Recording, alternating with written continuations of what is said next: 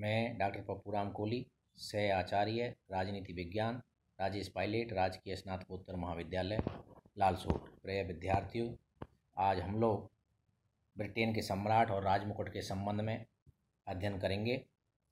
कार्यपालिका का औपचारिक प्रधान सम्राट। सम्राट और राजमुकुट।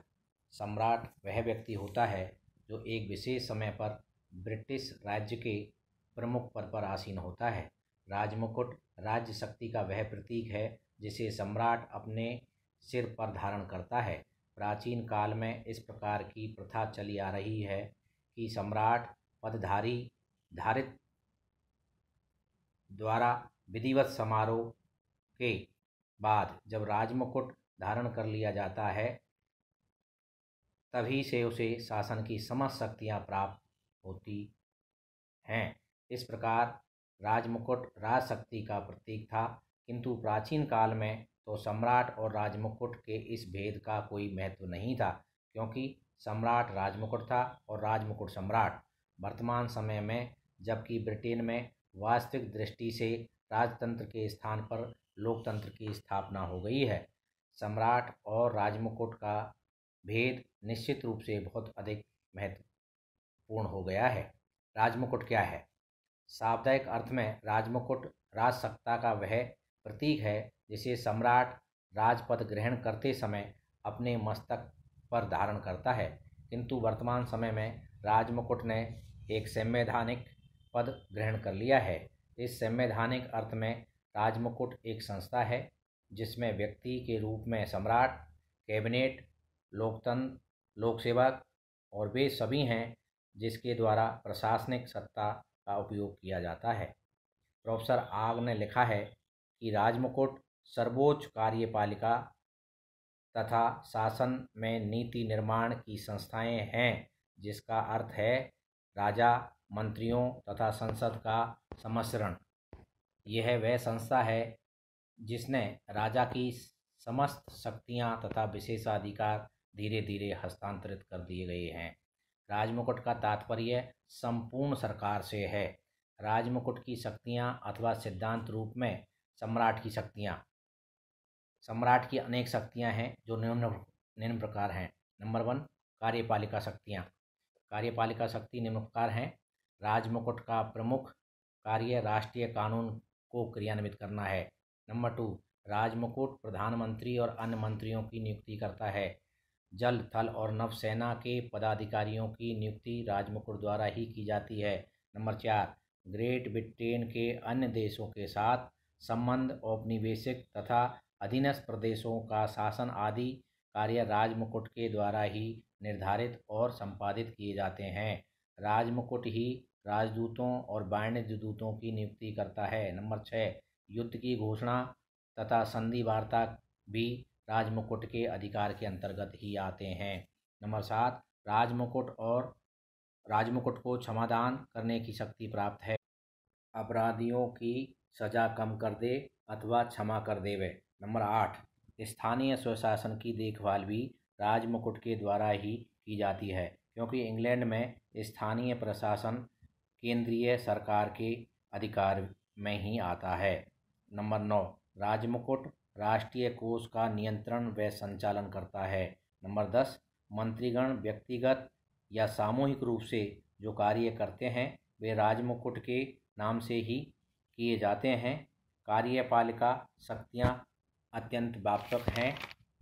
नंबर 2, व्यवस्थापन शक्तियाँ। नंबर 1, राजमुकुट के व्यवस्थापन संबंधी अनेक शक्तियाँ प्राप्त हैं, जैसे लॉर्ड सभा के पेयरों की नियुक्ति राजमुकुट द्वारा ही की जाती है। लोक सदन के चुनाव की तिथि भी राजमुकुट के द्वारा ही घोषित की जाती है। राजमुकुट संसद के दोनों सदनों का अधिवेशन बुलाता और स्थगित करता है। संसद की कार्यवाही प्रारंभ होने पर सम्राट भाषण देता है, जिसमें देश की नीति पर प्रकाश डाला जाता है। राजमुकुट को अधिराज्यों के संबंध में घोषणाएं एवं अध्यादेश जारी करने का अधिकार है। कोई भी विधेयक उस समय तक कानून नहीं बन सकता जब तक कि सम्राट के हस्ताक्षर उस पर नए हो गए हों। नंबर 6, सम्राट को एक व्यवस्थापन क्षेत्र में एक और शक्ति प्राप्त हो गई है और वह है परिषद आदेश जारी करने की शक्ति। राजमुकुट यह कार्य मंत्रियों और प्रशासनिक विभागों के माध्यम से करता है और इसे प्रदत्त व्यवस्थापन कहते हैं। नंबर 3, न्याय संबंधी शक्तियाँ। ब्रिटेन के सभी न्यायालय सम्राट के न्यायालय कहलाते हैं। सम्राट को न्याय का स्रोत भी कहा जाता है और न्यायिक क्षेत्र में भी इसे कुछ शक्तियाँ प्राप्त है। सम्राट ही न्यायाधीशों की नियुक्ति करता है तथा संसद की प्रार्थना पर उन्हें उनके पद से हटा सकता है। वह अपराधियों को दंड को कम कर सकता है या उन्हें क्षमा प्रदान कर सकता है। नंबर 4, सम्मान का स्रोत। राजमुकुट को अधिकार प्राप्त है कि वह ब्रिटिश नागरिकों को सम्मान सूचक उपाधियां प्रदान कर सकें। इस प्रकार उपाधियों के ड्यूक, बैरन, अर्ल, नाइट तथा लॉर्ड की उपाधियां प्रमुख हैं। नंबर 5, धार्मिक क्षेत्र में शक्तियां। सम्राट को धर्म रक्षक भी कहा जाता है। वह चर्च के समस्त अधिकारियों जैसे आर्क बिशप, डीन और कैनन की नियुक्ति करता है। सम्राट कैंटरबरी और यॉर्क के धार्मिक सम्मेलनों को बुलाता है और उन सम्मेलनों द्वारा पारित नियमों पर सम्राट के हस्ताक्षर उसी प्रकार आवश्यक हैं जिस प्रकार संसद द्वारा पारित विधेयकों पर उसके हस्ताक्षर जरूरी हैं। 1919 से चर्च के प्रबंध के लिए नेशनल असेंबली नामक संस्था की स्थापना की गई और इस सभा द्वारा पारित नियमों पर भी राजमुकुट की अंतिम स्वीकृति आवश्यक है। सम्राट की वास्तविक स्थिति। सम्राट राज करता है, शासन नहीं।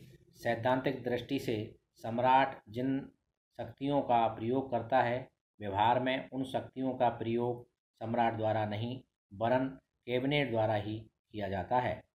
सम्राट तो कार्यपालिका का औपचारिक प्रधान है जो राज्य करता है, शासन नहीं। इंग्लैंड ने संसदीय शासन व्यवस्था है। इस कारण प्रत्येक सार्वजनिक कार्य के लिए मंत्रीगण संसद के प्रति उत्तरदायी होते हैं। वास्तविक रूप में शासन की शक्तियों का प्रयोग ही मंत्रीगणों के द्वारा ही किया जाता है, सम्राट द्वारा नहीं। सम्राट की शक्तियों का वर्णन करते हुए फाइनर ने ठीक ही कहा है कि यह विशाल गगनचुंबीय तथा वैभवपूर्ण अट्टालिका है जिसके अंदर राजनीतिक शक्ति का शून्य स्थान है। 17वीं शताब्दी से पूर्व सम्राट के पास असीमित शक्तियां थी। सन 1649 में सम्राट पद को समाप्त करके गणतंत्र की स्थापना की गई। वर्तमान समय में सम्राट शासन का और औपचारिक प्रधान तथा उसके अधिकार नाम मात्र के हैं। प्रधानमंत्री की नियुक्ति के बारे में निश्चित परंपरा है कि लोक सदन के बहुमत दल के नेता को प्रधानमंत्री पद प्रदान करने के लिए बाध्य है। कैबिनेट के सदस्यों की प्रधानमंत्री द्वारा नियुक्ति की जाती है और इसमें सम्राट की इच्छा का कोई महत्व नहीं है। व्यवस्थापन संबंधी शक्तियों के बारे में भी यही स्थिति है। संसद के दोनों सदनों का अधिवेशन बुलाने और स्थगित करने का कार्य प्रधानमंत्री की मंत्रणा के आधार पर ही किया जाता है। लोक सदन को विघटित करने की शक्ति का संबंध है। सम्राट इस शक्ति का प्रयोग प्रधानमंत्री की मंत्रणा के आधार पर ही कर सकता है। संसद में सम्राट के द्वारा जो भाषण पढ़ा जाता है वह मंत्रिमंडल के द्वारा ही तैयार किया जाता है और सम्राट इसमें किसी प्रकार द्वारा काट-छाँट नहीं कर सकता है। सम्राट इसमें पूरा परिवर्तन नहीं कर सकता है। सैद्धांतिक रूप में सम्राट की स्वीकृति के बिना कोई विधेयक कानून नहीं बन सकता, किंतु व्यवहार में सम्राट किसी विधेयक को अस्वीकृत नहीं कर सकता। निषेधाधिकार इस दृष्टि से अब एक मृत प्रथा है। सम्राट को कार्य का स्रोत समझा जाता है, किंतु इसका अर्थ यह नहीं है कि वह देश की न्यायिक कार्रवाई में कोई हस्तक्षेप कर सकता है। सन 1701 के उत्तराधिकार अधिनियम के अनुसार न्यायाधीश सदाचार पर्यंत अपने पद पर कार्य करते हैं और सम्राट उन्हें पदच्युत नहीं कर सकता। सम्राट अपराधियों को क्षमा प्रदान करने की शक्ति का प्रयोग भी गृह मंत्री के परामर्श के आधार पर ही कर सकता है। राजा को सम्मान का स्रोत कहा जाता है, किंतु उपाधियां वितरित करने का कार्य वह अपने ही विवेक के आधार पर नहीं कर सकता।